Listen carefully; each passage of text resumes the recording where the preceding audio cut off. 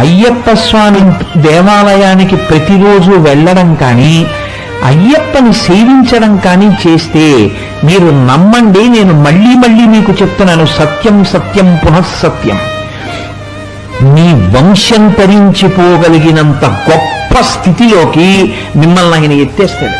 ఎందుకు ఎత్తేస్తాడో తెలుసా అండి? ఒక్కటే కారణం, ఆయన ధర్మశాస్త్ర.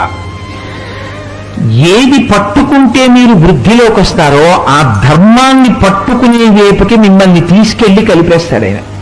అందుకే ఆయన ఎక్కడ ఉంటారో, ఎవరు ఆయన దేవాలయానికి వెడతారో వాళ్ళు ధార్మికులై బ్రతకడం వాళ్ళకి అలవాటవుతుంది.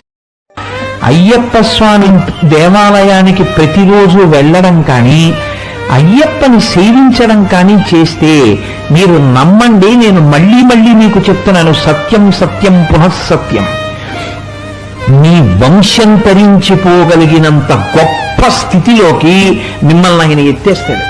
ఎందుకు ఎత్తేస్తాడో తెలుసా అండి? ఒక్కటే కారణం, ఆయన ధర్మశాస్త్ర.